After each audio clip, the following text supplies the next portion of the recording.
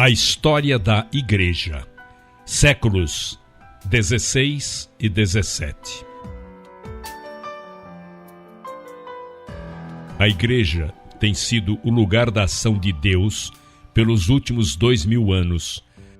Este documentário mostra a história da Igreja logo após a Reforma de Lutero. Expõe como a Reforma influenciou a vida das pessoas e repercutiu na política a ponto de mudar o mapa da Europa na época, levando à separação entre a Igreja e o Estado. Temos de ter em mente que existem duas classes de pessoas totalmente diferentes na Igreja: os cristãos meramente nominais e os cristãos genuínos, os falsos e os verdadeiros. Deus jamais deixa a si mesmo sem testemunho. Ele tem seus amados e escolhidos, embora muitas vezes ocultos em todos os lugares e épocas. Fez toda a raça humana para habitar sobre toda a face da terra, havendo fixado os tempos previamente estabelecidos e os limites da sua habitação.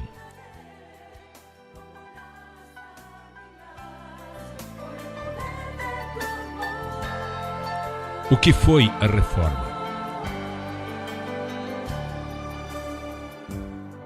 A Reforma aconteceu no século XVI com um professor de teologia e frade agostiniano alemão, Martinho Lutero.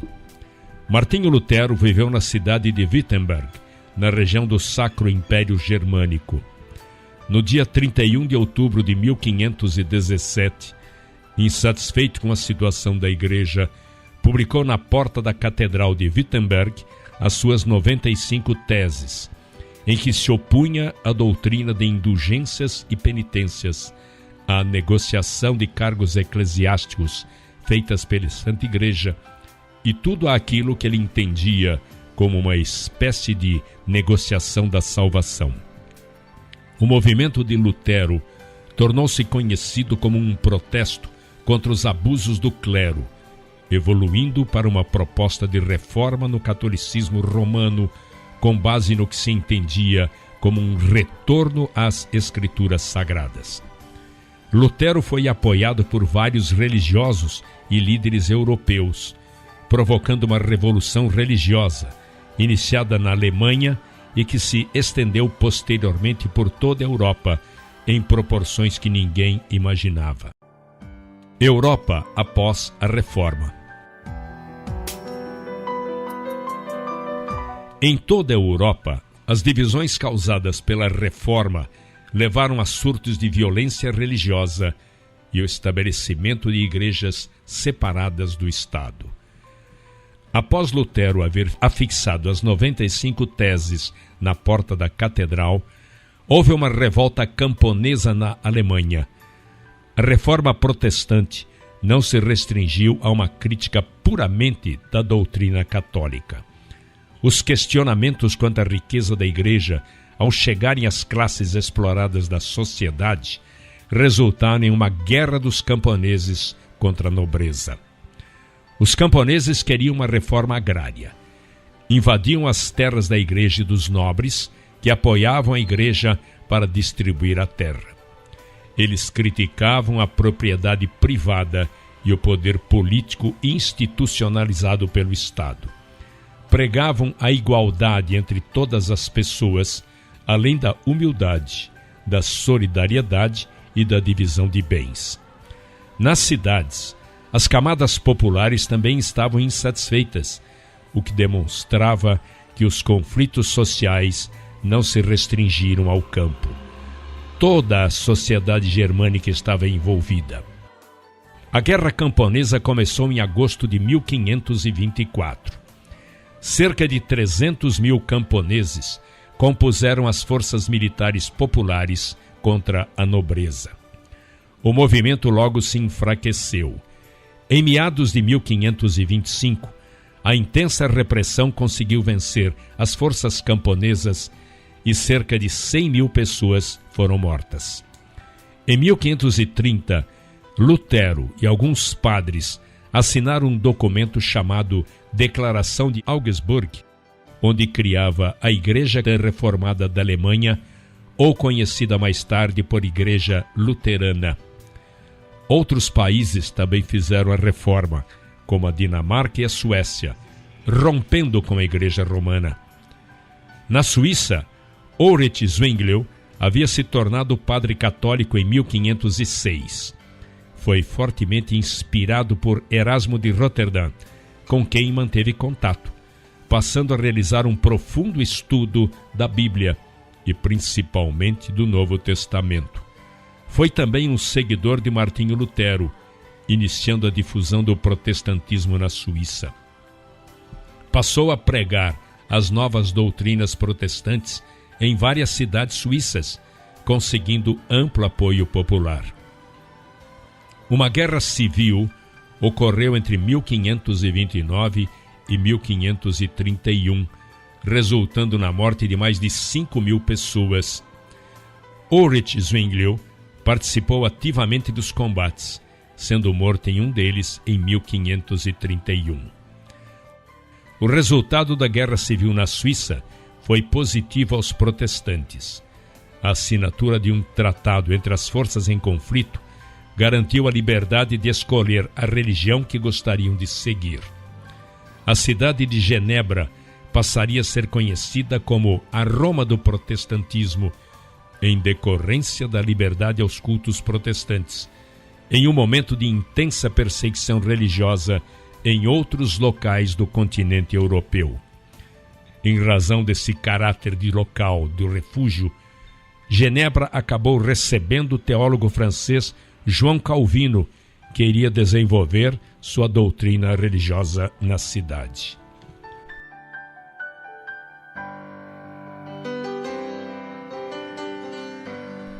A Contra-Reforma.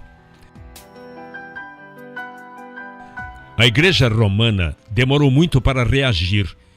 25 anos se passaram, desde as 95 teses até a Contra-Reforma. Em 1542, o Papa convocou um concílio, uma reunião dos bispos da Europa, a que deu-se o nome de Concílio de Trento. Os principais tópicos desse concílio seriam a perseguição aos hereges, com a condenação à morte. A consequência disto foram as guerras religiosas que ocorreram na Europa. Um genocídio terrível ocorreu a partir daí.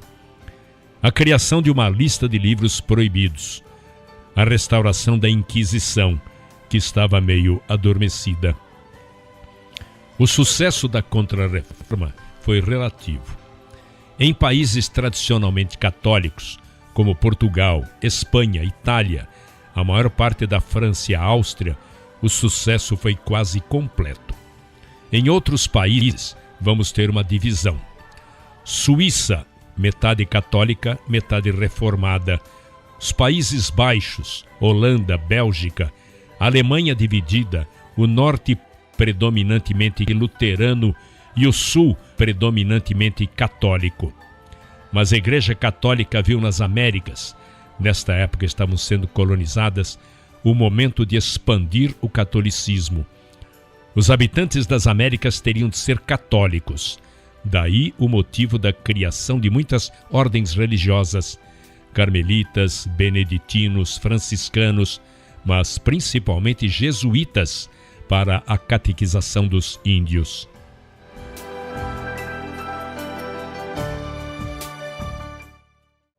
Principais guerras religiosas ocorridas na Europa. Guerras religiosas na França.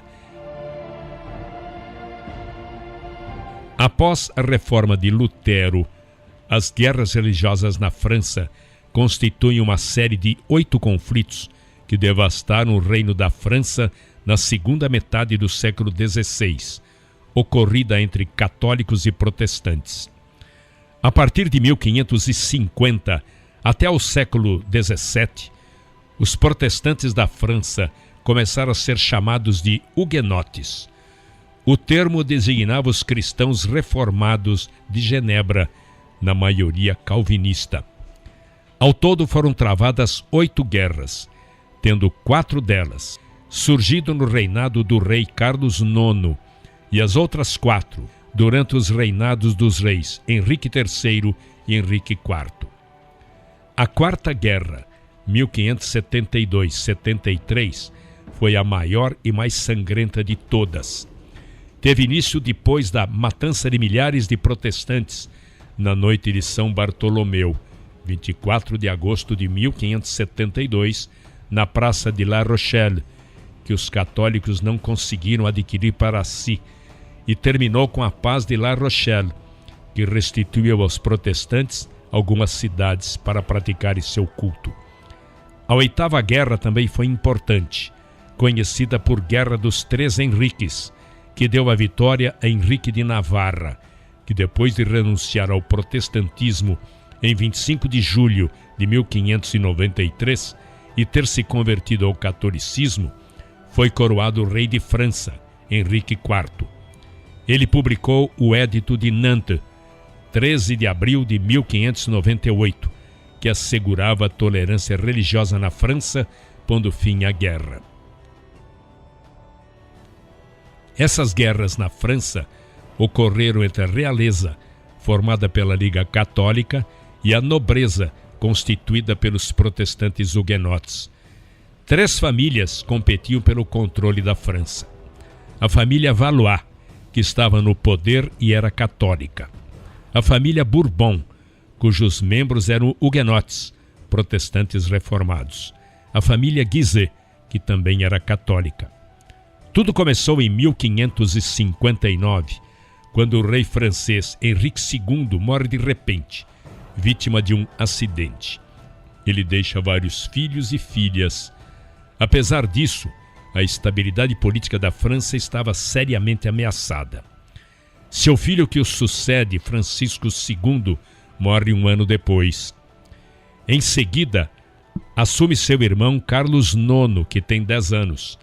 14 anos depois, em 1574, morre também Carlos IX. Quem sobe ao poder é seu outro irmão, Henrique III, que possui 23 anos. Ele também não viveu muito, pois em 1589 foi assassinado pelo padre Jacques Clément em Saint-Claude. Detalhe, ele não tinha filhos. Nessas 3 décadas, 1559 e 1589, de jovens monarcas, a figura de estabilidade da monarquia francesa foi a mãe desses 3 reis que pouco duraram no poder, a mãe Catarina de Médici. A questão da sucessão na França ganha contornos dramáticos, pois o próximo na lista de pretendentes ao trono era o primo de Henrique III, o rei Henrique de Navarra, um protestante. Mas ele fazia parte de outro ramo da família, a dos Bourbon. Em 1584, com a morte de Henrique III, Henrique de Navarra se tornou herdeiro legítimo do trono. No entanto, surgiriam grandes obstáculos. O clã católico dos Guise tratou de assinar um acordo com o rei da Espanha, comprometendo-se todos à conservação perpétua da religião católica. Este acordo ficou conhecido como a Santa Liga. Temia-se que, com a ascensão de Henrique de Navarra, o reino francês se dividisse em várias partes e que a França se tornasse protestante. Em maio de 1588, após uma tentativa fracassada de sufocar manifestações hostis dos parisienses, que lançavam campanhas contra os huguenotes, Henrique III se viu obrigado a deixar a cidade. Mas o rei é assassinado no dia 2 de agosto desse ano, crime cometido pelo padre Jacques Clément. Porém, o rei agonizante reconheceu Henrique de Navarra como seu sucessor, agora rei Henrique IV. Catarina de Médici, tentando acalmar os ânimos dos dois lados, propôs o casamento entre sua filha, Margarida de Valois, com o calvinista Henrique de Navarra, herdeiro do reino de Navarra. O reino de Navarra foi um dos reinos medievais da Europa, com território no norte da Península Ibérica. Ficava entre Espanha e França. O casamento ficou marcado para agosto de 1572, na Catedral de Notre-Dame. E é nesse mês que ocorre o maior ato de atrocidade por causa das guerras religiosas na Europa do século XVI, o massacre de São Bartolomeu. No dia 24 de agosto, próximo à igreja de Saint-Germain, ao lado do Louvre, na França, houve o sinal para os católicos iniciarem os ataques contra os calvinistas ou huguenotes. Foi um verdadeiro banho de sangue. Os cadáveres eram jogados no rio Sena. O massacre acabou com a causa dos huguenotes dentro de Paris, e a cidade, de maneira geral, tornou-se adepta exclusiva dos católicos. No final, a família Bourbon venceu a guerra, e Henrique Bourbon de Navarra não pôde ser coroado, porque a cidade de Paris, extremamente católica, foi fechada e não aceitava um rei protestante. Mas como governar sem o apoio da capital?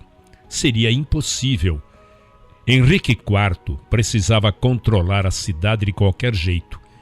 Inicialmente, ele tentou o uso da força militar, reunindo tropas na Normandia e fazendo o cerco da cidade. Ele percebeu, no entanto, que entrar na cidade com as tropas era tarefa das mais improváveis. Combinado com a dificuldade de abastecimento de comida, uma seca naquele ano provocaria a morte de milhares de pessoas. Os parisienses também estavam cansados das guerras religiosas após quase 30 anos de hostilidades. Assim, pessoas ligadas ao clã dos Guise iniciaram conversações com Henrique IV para normalizar a situação no país.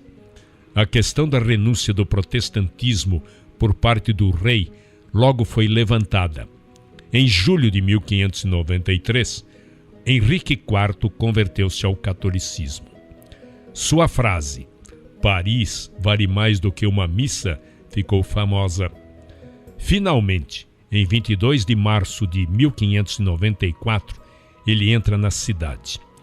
Henrique IV foi coroado rei de França e publicou o Édito de Nantes, que assegurava a tolerância religiosa em França. Existem especulações quanto aos fatos que ocorreram. Entre eles, o fato de a rainha ser considerada responsável por uma das páginas mais sangrentas da história da França, a Noite de São Bartolomeu, quando milhares de protestantes huguenotes foram massacrados por forças do governo. Catarina de Médici e a Noite de São Bartolomeu.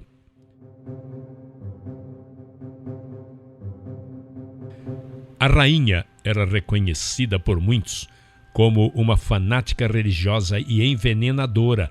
A viúva do rei Henrique II foi alçada pelos revolucionários ao rol das mulheres mais vis que já existiram, tornando-a, assim, num símbolo da suposta fraqueza e perversidade da condição feminina. Sem dúvida, foi uma das personalidades mais estereotipadas do passado. Segundo a lei, as mulheres estavam excluídas da sucessão do trono da França, mas não de uma possível regência, no caso da minoridade do monarca reinante. Além disso, o país encontrava-se à beira de uma guerra civil entre católicos e protestantes, além da ameaça da política expansionista da Casa de Habsburgo. Catarina teve então que ter muita astúcia para alcançar seus objetivos. Todavia, o governo regencial de Catarina de Médici, em tese, só duraria até a proclamação da maioridade do seu filho, aos 14 anos. A partir daí, o jovem poderia decidir se gostaria de continuar sob a tutela da mãe ou não. Catarina, porém, foi mais esperta e tratou de fazer com que Carlos IX fosse declarado maior aos 13 anos, idade canônica, devolvendo-lhe diante do parlamento a autoridade sobre o reino.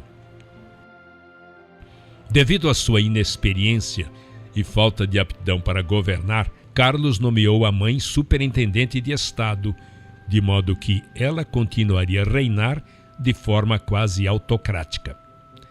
Devido à escassez de documentos, não é possível comprovar as versões. O fato é que Carlos IX, voluntariamente ou não, deu ordem de execução de alguns líderes huguenotes. Talvez o rei tivesse sido forçado a tomar essa atitude pela mãe, ou pela ameaça da Espanha de que entraria em guerra, ou por sua própria incapacidade de se fazer obedecer. Todavia, o que deveria ser uma operação de execução contra os líderes protestantes fugiu do controle de seus articuladores e acabou se transformando numa carnificina que se alastraria por toda a França. Não se sabe ainda o número exato de vítimas, embora possam ser calculadas entre 20 e 30 mil.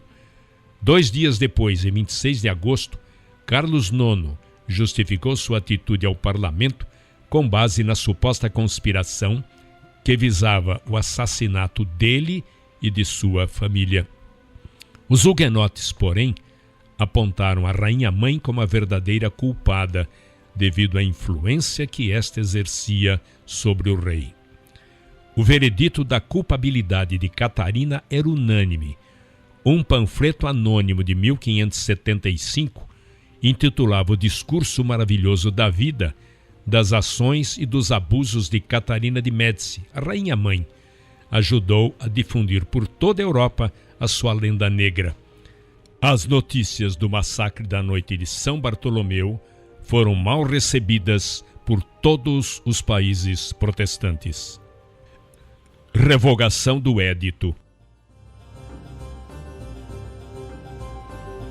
87 anos mais tarde, a intolerância religiosa estaria de volta. Em outubro de 1685, o rei Luís XIV de França revogaria o Édito de Nantes com o Édito de Fontainebleau.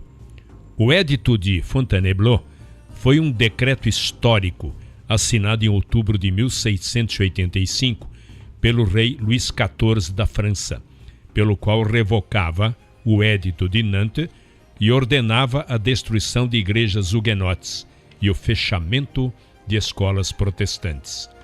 Como resultado, um grande número de protestantes, estimativas variam entre 200 a 500 mil, deixaram a França nas 2 décadas seguintes, procurando refúgio na Inglaterra, nos Países Baixos, África do Sul, Dinamarca e em territórios que hoje pertencem à Alemanha e Estados Unidos.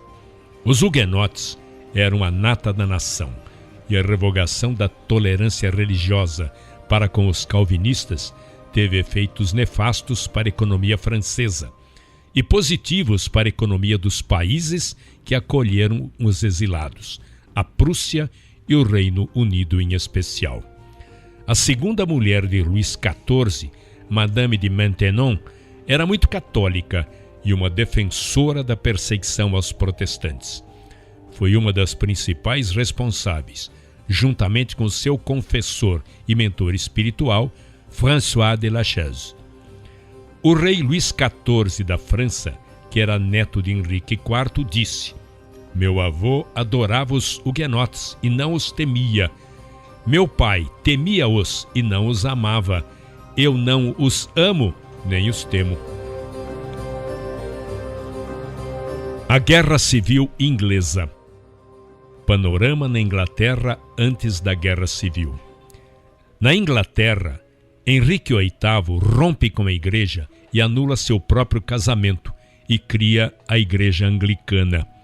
Entretanto, esta é muito semelhante à Igreja Católica. Aboliu o latim, o celibato, mas continuava tendo arcebispo, bispo, diáconos, como na Igreja Católica, como também culto aos santos, coisa que Lutero e Calvino aboliram completamente.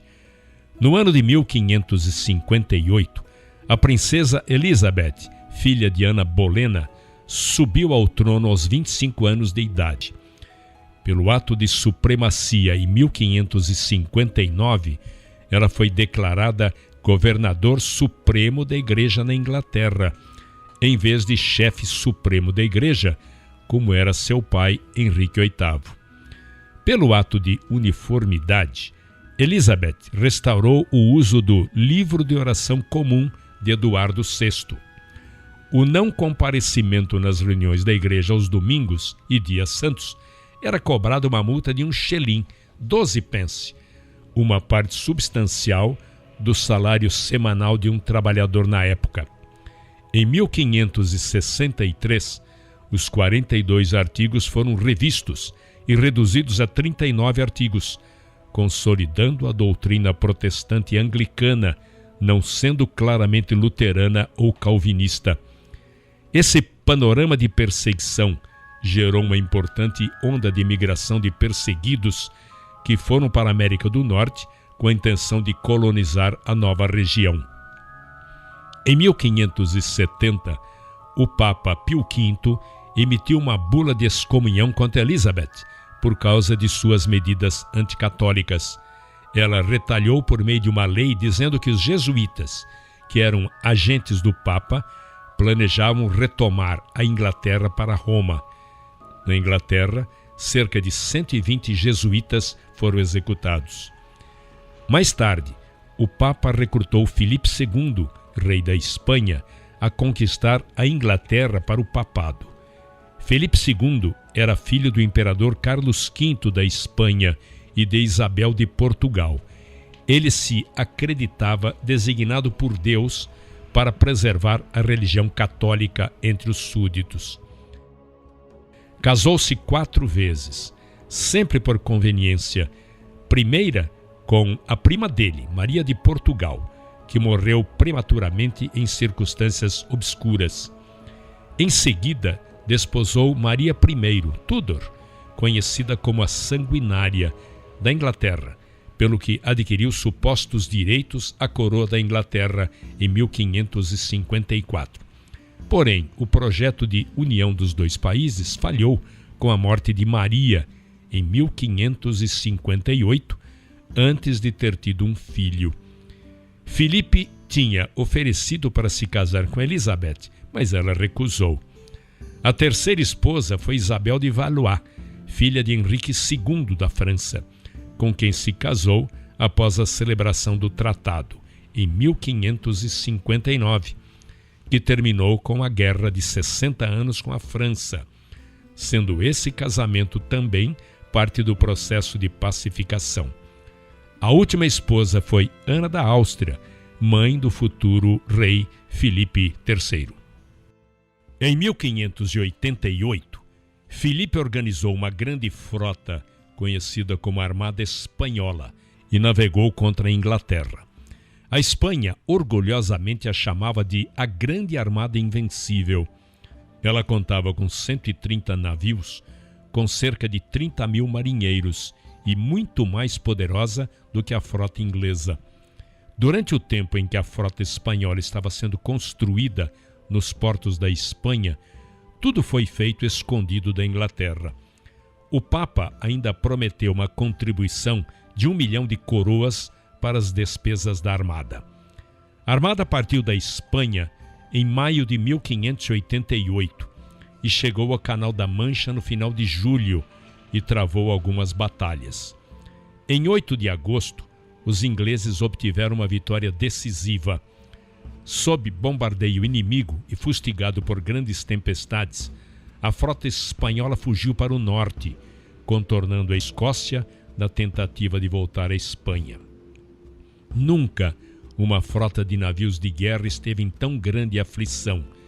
Filipe disse mais tarde ao seu almirante: "Eu mandei você lutar contra os homens e não com os ventos." Na medalha comemorativa e no monumento do Memorial da Armada de Plymouth, há a inscrição: "Deus soprou com seus ventos e eles foram dispersos." Dos 30 mil homens da armada, somente 10 mil conseguiram voltar à sua terra natal. Quase a metade dos 130 navios que zarparam nunca mais voltaram para a Espanha. O Papa Sisto V recusou a pagar um único ducado, como havia anteriormente prometido. Ele disse que não poderia dar 1 milhão de coroas para uma armada que nada tinha realizado e agora estava no fundo do mar. Após a derrota da Armada Invencível Espanhola em 1588, o poder da Espanha diminuiu, enquanto que o da Inglaterra aumentou. Durante os dias de proeminência da Grã-Bretanha, a influência protestante se expandiu a todos os continentes. Pouco a pouco se converteu em um império, com colônias por toda a parte. Quando a rainha Elizabeth morreu sem filhos em 1603, Jaime da Escócia, que era seu primo, se tornou o rei da Inglaterra como Jaime I, James em inglês. Embora a Escócia e a Inglaterra permanecessem como estados separados, pois apenas em 1707 que o decreto de união uniu as duas nações para criar um novo estado, o Reino da Grã-Bretanha. Após sua chegada a Londres, Jaime I foi praticamente recebido pelos conflitos religiosos na Inglaterra e deu continuidade à perseguição aos não-anglicanos e com isso aumentou muito o número de emigrantes para a América. Ele foi presenteado com uma petição dos puritanos exigindo uma reforma da Igreja Anglicana. Jaime não pôde aceitar a maior parte das demandas da petição. Aceitou um pedido para autorizar a tradução oficial da Bíblia, que se tornou conhecida como versão do Rei James. Puritanos era o nome dado aos protestantes radicais depois da Reforma, de caráter calvinista, que rejeitava tanto a Igreja Romana como a Igreja Anglicana. Um grupo de puritanos embarcou como exilados, desembarcando na costa ocidental do Atlântico e estabeleceram um povoado na Nova Inglaterra. Esta colônia de peregrinos logo recebeu várias adesões e o desejo de emigração tornou-se tão grande que o governo, alarmado, interrompeu 8 navios de imigrantes que estavam prontos a navegar para os Estados Unidos. A bordo foram expulsos ministros de alto nível e homens de grande influência, dentre os quais estavam Oliver Cromwell. Em 1642, 5 anos após os navios terem sido capturados através da opressão de Jaime, teve início a guerra, que terminou com a subversão de seu trono e sua trágica execução. O poder é passado ao filho de Jaime, Carlos I, que, seguindo o comportamento de seus antecessores, intensifica a perseguição religiosa, fortalecendo o absolutismo. Essa postura rígida do rei Carlos incomoda o parlamento e as classes sociais, gerando a guerra. A guerra.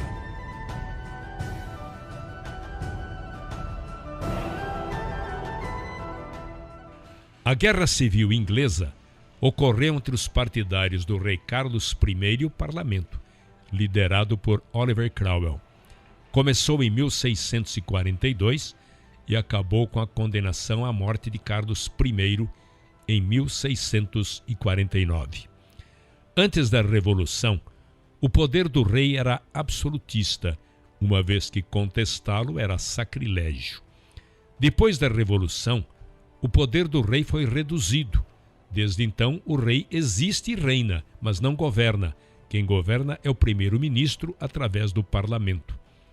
Antes da Guerra Civil, o parlamento não era um órgão permanente da política inglesa, mas uma assembleia temporária e aconselhadora. O monarca inglês podia ordenar a sua dissolução. O parlamento era composto por representantes da pequena nobreza e tinha o cargo de recolher os impostos e taxas do rei. O rei recebia os avisos do parlamento por intermédio dos chamados Declaração de Direitos. Todavia, o rei não tinha obrigação de segui-los. Pouco depois de subir ao trono em 1625, Carlos I casou-se com a princesa francesa e católica Henrietta Maria, ato que contrariou a poderosa minoria puritana que representava 1/3 do parlamento. Dessa guerra, o vitorioso é Oliver Cromwell, que consegue destituir o rei e se torna o Lorde Protetor. Oliver Cromwell era um puritano e durante seu governo impôs uma forma muito estrita de cristianismo no país. Ele garantiu uma liberdade religiosa que a Inglaterra desconhecia. Em 1651, ele cria o Ato de Navegação, que restringia a navegação e o comércio marítimo somente à Inglaterra e seus aliados. Essa condição de domínio inglês do comércio marítimo alça a Inglaterra ao posto de maior potência marítima do mundo, título que sustentará até a época da Primeira Guerra Mundial, no século XX. Oliver Cromwell morre em 1658 e a dinastia Stuart volta ao poder com Carlos II, que reinou de 1660 a 1685, e Jaime II, que reinou até 1688, dando ao absolutismo monárquico um novo fôlego. Sua sucessão é ameaçada por ter tido 2 filhas em seu primeiro casamento com uma esposa protestante, pois o poder só poderia ser passado para um filho do sexo masculino. Esse filho nasceu do seu segundo casamento com uma esposa católica. Essa profunda influência católica na linha de sucessão do trono incomodou profundamente algumas alas da sociedade, e o parlamento decide buscar outro descendente para assumir o poder. É escolhido Guilherme de Orange, da Holanda, casado com Maria Stuart, filha de Jaime II. Com o respaldo do parlamento, Orange invade a Inglaterra com suas tropas e ocupa Londres sem tiros. Diante da situação, James II foge para a França. O nome dado ao movimento ocorrido na Inglaterra entre os anos 1688 e 1689, no qual o rei James II foi destituído do trono britânico, é chamado de Revolução Gloriosa e às vezes de Revolução Sem Sangue, pela forma pacífica com que ocorreu, e resultou na substituição do rei católico pelo protestante William, príncipe de Orange, da Holanda, em conjunto com sua mulher Maria II, respectivamente genro e filha de James II. William III, que é Guilherme de Orange, é coroado rei e tem fim a chamada Revolução Gloriosa. Em seu governo surge a Declaração de Direitos, um conjunto de medidas que se caracterizava pelas determinações de que o parlamento deveria aprovar ou reprovar impostos, garantir a propriedade privada e a liberdade individual como direitos e determinava a divisão de poderes no governo. Ao fim de todo esse processo conflituoso e confuso, a Inglaterra se manteve monárquica, reestruturou sua economia, garantindo as condições que a fariam se tornar uma grande potência mundial nos séculos seguintes. Podemos dizer que a igreja atual é semelhante ao do tempo de William. Os episcopais constituem o partido da realeza, incluindo a família real, a parte principal da nobreza e a maior parte do povo.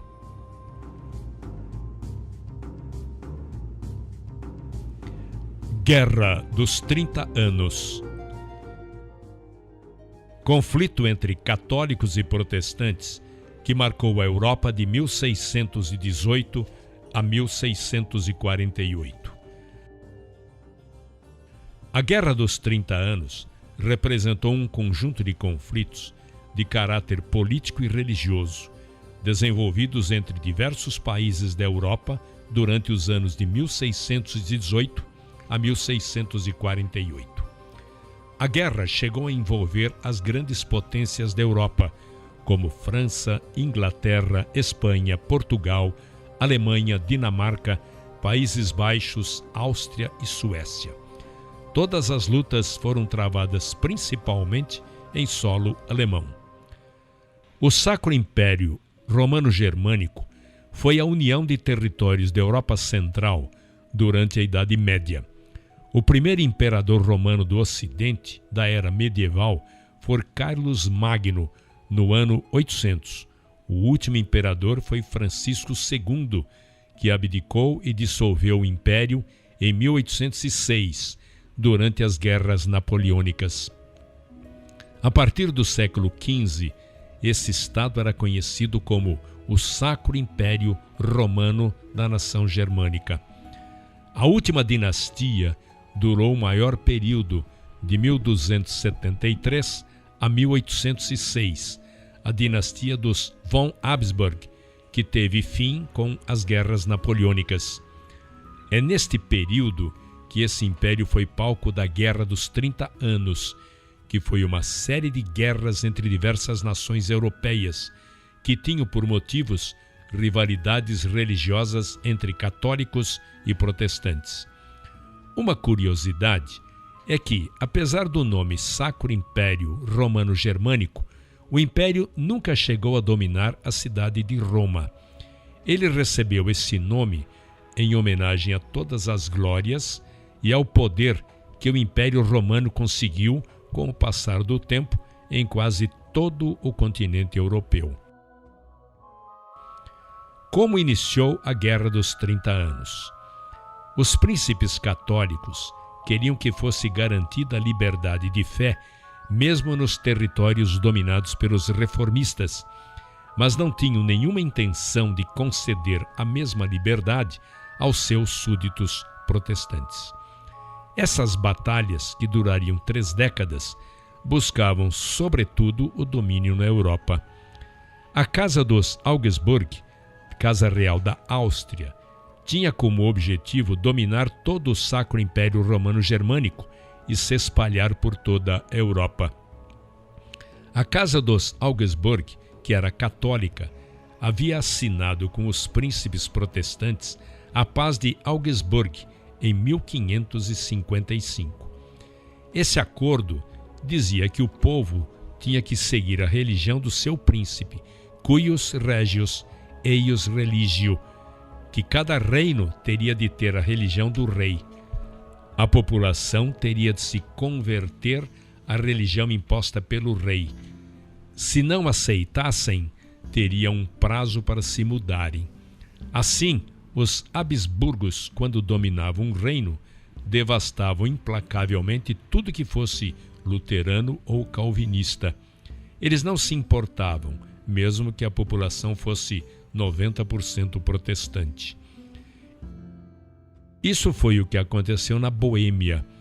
Eles conseguiram dominar o rei da Boêmia, atualmente território da República Tcheca.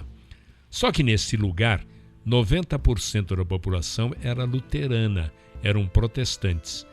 Quando os Habsburgos dominaram lá, saíram destruindo e devastando as igrejas luteranas até sua exterminação.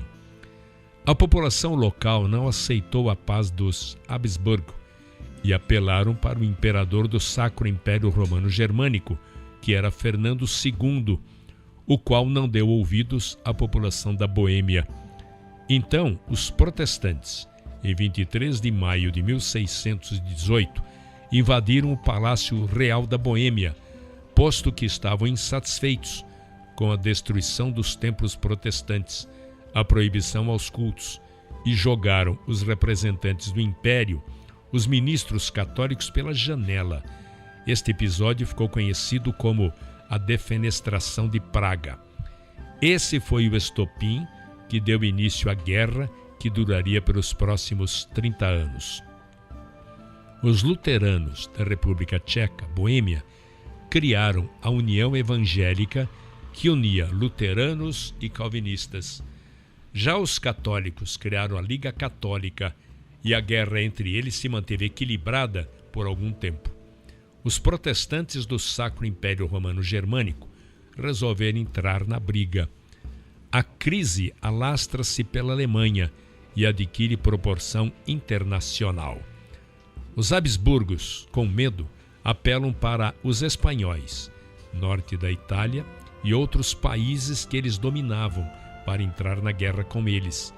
Neste momento, os reinos da Dinamarca, Noruega e Holanda resolveram apoiar os luteranos. Assim, a Guerra dos 30 Anos pode ser dividida então em 4 períodos. Primeiro período. A guerra era restrita ao território do Sacro Império Romano Germânico. Segundo período, período dinamarquês. Entram reinos estrangeiros como Espanha e Dinamarca. Quando os dinamarqueses entram, recebem muito apoio da população do norte da Alemanha, que era luterana. Mas o conde Tilly, do lado do exército dos Habsburgos, vence os dinamarqueses. Nesta época, os luteranos estavam quase desistindo da guerra e estudavam fazer um acordo. Mas o rei Fernando II, rei do Sacro Império Romano Germânico, não aceitava negociar com hereges, como eles eram considerados. Ele baixou o Edito de Restauração, em 1629, que impunha o catolicismo como religião oficial em toda a Alemanha. Os protestantes seriam julgados e condenados. Neste momento, um cardeal católico da França, chamado Richelieu, com interesse político a favor da França, negocia secretamente apoio junto aos protestantes. Embora fosse católico, não queria a expansão política dos Habsburgos, do Império Germânico, em tantos países ao redor da França, pois seria um risco para a França. Assim, Richelieu baixou na França um documento dizendo que todos os protestantes teriam liberdade religiosa na França. Richelieu também se alia ao rei da Suécia, Gustavo Adolfo II, que era um reino relativamente poderoso na época, e convence o rei Gustavo a entrar na guerra. Terceiro período, período sueco. Gustavo derrota o conde Tilly, mas Fernando II, do Sacro Império Romano Germânico, consegue vencer a batalha contra Gustavo, que morre. Novamente parece que os católicos estavam vencendo. Neste momento, a França entra na guerra. Quarto período, francês. A França entra do lado dos protestantes.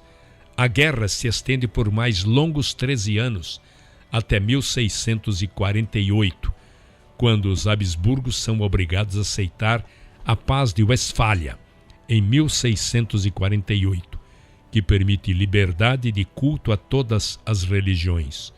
O Acordo de Westfália, em 1648, marca o fim do poder imperial na Alemanha e o desaparecimento da hegemonia dos Habsburgos.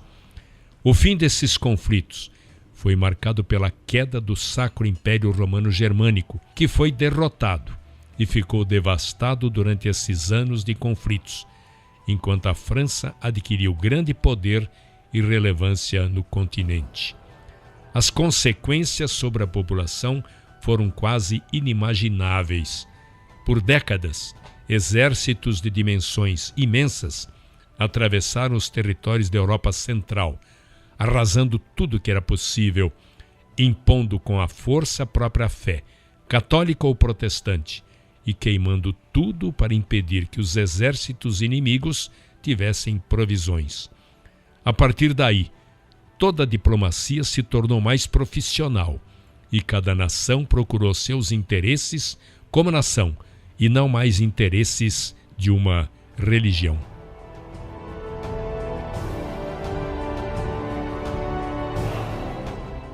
Em 1618, a Alemanha possuía cerca de 21 milhões de habitantes. Em 1648, a população caíra para 13 milhões. Algumas das áreas mais atingidas, como a Boêmia, tinham perdido até 50% da população. Muitos historiadores comparam a Guerra dos 30 Anos com a Primeira Guerra Mundial, ao ter envolvido praticamente todos os reinos europeus, com exceção da Rússia. A Guerra dos 30 Anos foi uma catástrofe humana de dimensões até então desconhecidas no Velho Mundo. Nenhum dos conflitos anteriores, dos tempos romanos ou medievais, atingiu a extensão geográfica daquela. As sucessivas e violentíssimas batalhas arrastaram para dentro do seu caldeirão de morte, fome e peste todos os príncipes e os povos do velho mundo. A Alemanha, até então uma das regiões mais prósperas da Europa Central, ao perder 1/3 da sua população, tornara-se um país devastado. O que os países aprenderam após este período? O primeiro ponto em que os diplomatas acordaram era de que as 3 religiões dominantes no Sacro Império, o catolicismo, o luteranismo e o calvinismo, seriam considerados iguais. Por último, e mais importante, sob o ponto de vista do direito internacional, a Paz de Westfália assegurou um novo ordenamento jurídico entre os reinos europeus. A guerra remodelou o mapa político e religioso da Europa Central, preparando o palco do antigo Império Católico Romano centralizado, para dar lugar a uma comunidade de estados soberanos. Além disso, formou uma nova ideologia do Estado soberano, a chamada razão de Estado. Essa nova doutrina, extraída das experiências provocadas pela Guerra dos 30 Anos, dizia que um reino tem interesses permanentes que o colocam acima das motivações religiosas. O antigo sistema medieval, por sua vez, que depositava a autoridade suprema no império e no papado, dando-lhes direito de intervenção nos assuntos internos dos reinos e principados, foi substituído pelo conceito de soberania de Estado, com direitos iguais, baseados numa ordem intergovernamental constituída por tratados e sujeitos à lei internacional.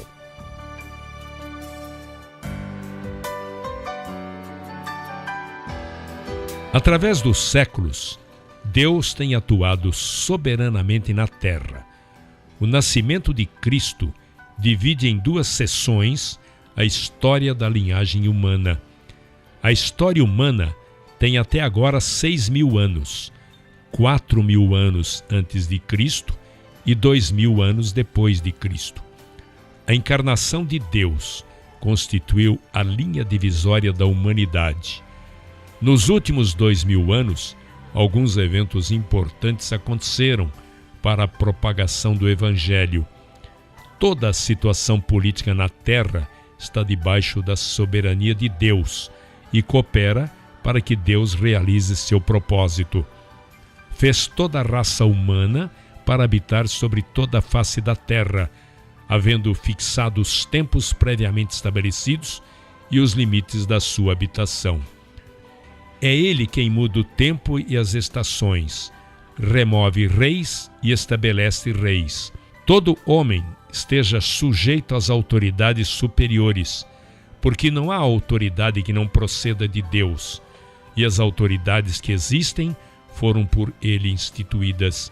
Os eventos que ocorrem na Terra colaboram para que Deus concretize seu objetivo. O primeiro evento importante da história foi o estabelecimento do Império Romano. O Império Romano foi estabelecido por César Augusto por volta do ano 31 a.C., pouco mais de 30 anos antes do nascimento de Cristo. Isto aconteceu para que o Evangelho fosse propagado e difundido. Antes que nascesse Cristo, o Império Romano foi fundado para preparar o caminho a fim de que o Evangelho se propagasse a todos os povos debaixo dos céus. Antes do Império Romano, os povos ao redor do mar Mediterrâneo estavam completamente divididos. O Império Romano fez com que o idioma grego se tornasse uma língua internacional, comum a todos os povos. Quando chegou o tempo de que o Evangelho fosse pregado, todos os povos ao redor do mar Mediterrâneo já estavam preparados para entender uma só língua. Onde quer que fossem os apóstolos, o idioma não seria um obstáculo. O apóstolo Paulo pôde visitar livremente outros países devido a que o Império Romano havia unificado todas as nações ao redor do mar Mediterrâneo. O Império Romano também construiu estradas por toda a Europa e Ásia Menor, desde a Espanha até Jerusalém. Isso também foi muito favorável para a propagação do Evangelho. Além disso, o Império Romano era forte, assim mantinha a ordem e a paz entre todos os povos que rodeavam o mar Mediterrâneo. Tudo favorecia a propagação do Evangelho. Em menos de 50 anos, o Evangelho já havia sido pregado a todas as nações que estavam ao redor do Mediterrâneo. Depois que a igreja foi produzida, muito rapidamente começou a degradar-se, até que finalmente ficou afundada na Era das Trevas, período este de quase 1000 anos. Após esse período negro da história cristã, Deus começou sua obra de restauração. Martinho Lutero foi levantado para restaurar a verdade com respeito à justificação pela fé. Outro evento importante ocorrido nestes 2000 anos, além da reforma de Lutero, foi o descobrimento da América. Foi a mão soberana de Deus que dispôs, na mesma época, que Colombo descobrisse a América. Esses eventos libertaram a mentalidade do homem que fora aprisionado pelo catolicismo. Depois que Colombo descobriu o Novo Mundo, a Espanha chegou a ser potência dominante sobre todo o mundo. Por essa razão, se fala espanhol em toda a América do Sul e Centro-América. A Espanha era absoluta em prol do catolicismo. A cultura europeia foi levada a outros continentes, incluindo a América e a Ásia. Estas culturas estavam estreitamente relacionadas com o catolicismo. Deus, para cumprir seu propósito de propagar o Evangelho por todo o mundo, necessitava que a Espanha fosse derrotada. Por esta razão, Deus levantou a Grã-Bretanha. Desde que a frota inglesa derrotou a armada espanhola em 1588, a Grã-Bretanha se tornou na potência mundial proeminente. A Grã-Bretanha manteve a paz e a ordem no mundo para que se propagasse o Evangelho mediante o protestantismo. Debaixo da mão soberana de Deus, o fator de influência mundial mudou, do catolicismo ao protestantismo. A Inglaterra se converteu na maior potência do mundo, no qual foi usada por Deus para propagar seu evangelho, não mediante o catolicismo, senão por meio dos missionários protestantes.